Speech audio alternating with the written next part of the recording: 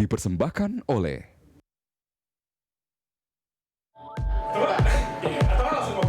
Berpikir jauh ke depan, inilah yang tergambar dari sosok CEO PT Miyota International Technology Moshe Panjaitan. Lulusan Massachusetts Institute of Technology Amerika Serikat, Moshe sempat menjajal ilmu di sejumlah perusahaan industri dalam negeri. Akhirnya, ia membangun perusahaan sendiri, PT Miyota, berbasis Internet of Things. Moshe percaya bahwa perusahaannya mampu memberikan solusi bagi dunia industri agar lebih efisien dan efektif. Meski aktivitasnya sebagai CEO perusahaan teknologi sangat padat, Moshe masih meluangkan waktu untuk menikmati berbagai hobi. Salah satunya berburu buku dan membaca berbagai jurnal terkait teknologi internet.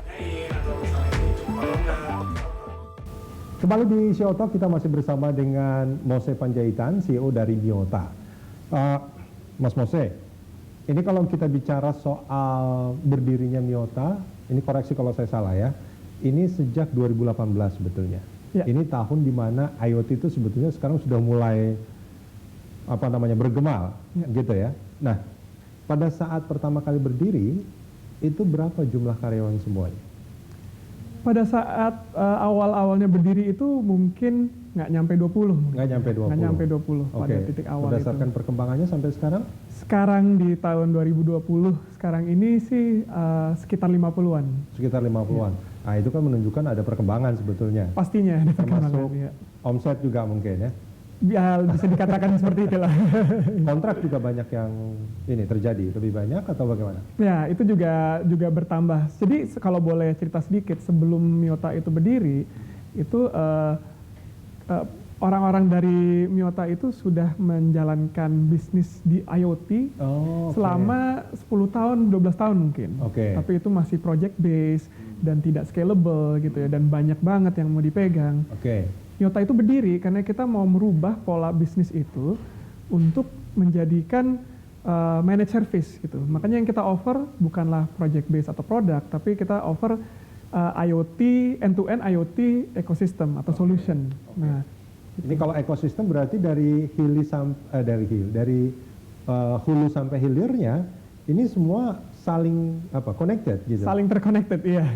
Harapannya sih dengan mengintegrasikan semuanya gitu ya, tadi dari hardware, firmware, software yang kita desain sendiri, kita bangun sendiri semuanya, connectivity-nya juga kita yang utilisasikan teknologi paling baru namanya LoRa, itu dan infrastrukturnya kita bangun sendiri, big data infrastrukturnya, dari hulu sampai hilirnya karena kita pegang semua, itu lebih visible, cost-nya juga lebih efektif, dan semuanya lebih kepegang so far. Gitu. LoRa itu apa itu maksudnya? Ini apa, sistem kah? Jadi, apa gitu maksudnya? Jadi LoRa itu sebenarnya singkatan dari Long Range Radio Frequency gitu. Jadi kalau kita tahu HP kita sekarang itu kan terkoneksi lewat GSM ya, kita bisa nonton video bandwidth-nya sebesar apapun, dikatakanlah sanggup gitu. Tapi kalau untuk menggunakan IoT itu kan data yang direkam itu sangat kecil, dalam bits lah namanya. Nah, teknologi LoRa ini bisa mengutilisasikan connectivity yang sangat efisien. Jauhnya tuh bisa 15 km mungkin, satu LoRa gateway ini. Nah, tapi untuk IoT ini sangat pas sekali karena data yang ditransfer antara things-nya sama connectivity-nya itu sangat kecil gitu. Nah, dan LoRa teknologi ini sebenarnya teknologi yang baru dan akhirnya sudah di-approve sama regulasi untuk radio frekuensinya yang bisa diutilisasikan dengan LoRa. Ini kalau boleh sedikit ini regulasi-regulasi ini pun sebenarnya yang memperlambat proses implementasi IoT di skala besar. Karena memang frekuensi itu menjadi sesuatu yang istimewa ya. Kalau bicara soal TV digital juga kan itu menggunakan frekuensi. Pastinya. Harusnya juga ada, ya ini juga sedang dibahas ya undang-undangnya. Tapi kalau kita bicara soal Miyota sendiri, ini sebetulnya bagi Mas Moshe ini cara yang paling efektif mungkin atau mungkin untuk mengakselerasi pertumbuhan bisnis Internet of Things ekosistem ini apa yang perlu dilakukan? Kalau tadi di awal sempat bikin kayak webinar untuk membangun awareness. Apakah itu yang paling penting untuk dilakukan sekarang atau apa? Jadi kalau boleh sedikit tadi ya menyentuh transisi ini, misi kita Miyota itu sebenarnya untuk mengakselerasi transisi dunia ini untuk society kita untuk smart living gitu, untuk hidup yang lebih pintar gitu. Itu visinya ya? Itu misi kita sih untuk melakukan itu ya. Misi kita adalah accelerate society's transformation to smart living gitu. Jadi maksudnya supaya kita bisa hidup lebih pintar lagi.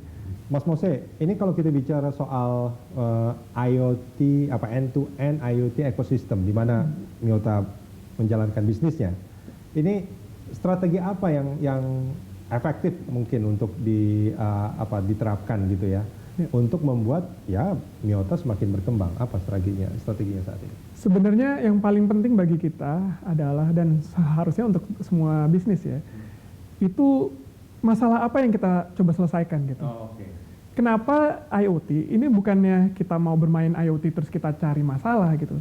Tapi pada awalnya kita melihat tadi banyak banget masalah dari ketidakefisiennya perusahaan-perusahaan dan tidak transparannya, banyak istilahnya kerugian atau non-transparency yang menyebabkan cost untuk naik ya, satu dan lain hal tergantung industrinya. Jadi saya selalu percaya lebih besar masalah yang kita coba selesaikan, yang lebih kita solve, itu lebih besar value yang akan dibawa untuk society gitu, untuk rakyat, artinya masyarakat. Ini business problem solver. Iya, itu problem solving business lah istilahnya. Sebenarnya walaupun Miyota ini baru berdiri tahun 2018 dan saya mungkin di-consider muda gitu ya, saya tidak terlalu menyukai konotasi startup, karena banyak startup itu mau dibikin supaya cepat gede gitu. Jadi purpose-nya kebanyakan ya, nggak semua, purpose-nya dari startup itu untuk membuat bisnis yang sukses dan yang cepat besar. Tapi kita harus dari bottom up malahan. Masalahnya apa sih yang ada? Solusinya gimana kita solve-nya? Kalau misalnya dengan perusahaan-perusahaan yang sekarang berjalan itu tidak bisa diselesaikan, barulah dirikan semacam perusahaan baru gitu. Misalnya startup untuk menyelesaikan masalah itu. Jadi kalau strategi gimana cara menjadi sukses, ini menurut saya pribadi adalah masalah apa yang perlu di-solve. Jadi sebetulnya pencari masalah sebetulnya ya, terus kemudian dicari solusinya kan gitu. Iya. Kalau nggak ada masalah yang untuk di-solve, dan berarti tidak ada gunanya untuk mendirikan apapun yang kita dirikan itu. Itu sih kalau di bisnis ya. Tapi kalau kita bicara soal sekarang nih ya revolusi industri 4.0 gitu, IoT, Internet of Things dan segala macam. Tapi sebetulnya kalau kita bicara soal bisnis IoT service atau IoT ekosistem ini di Indonesia khususnya, sebetulnya ada kompetitornya nggak? Atau Miyota sekarang menganggap bahwa sedang berjalan sendirian aja nih? Atau sebetulnya bagaimana? Mungkin Mas Mose. Jadi sejauh ini sih kita tidak melihat adanya kompetitor ya, khususnya di Indonesia ini, karena inti dari Miyota itu misinya Miyota itu adalah untuk mengakselerasi transformasi societies itu untuk hidup yang lebih pintar. Nah, karena kita melakukan semuanya secara end-to-end dan integrated, sebenarnya kita lebih mencari kolaborasi gitu di bidang yang mungkin kita tidak terlalu mahir. Misalnya tadi sedikit tentang transportation and logistics, kita mau berkolaborasi dengan yang strategic partner di situ atau yang di industri juga. Jadi kalau boleh kasih suatu contoh, kita tuh mau menjadi backbone untuk supporting platform IoT itu. Maksudnya kita jeda sebentar, kita akan lanjutkan di segmen berikutnya. Siap. Pemirsa jangan kemana-mana, CEO Talk masih akan kembali usai jeda.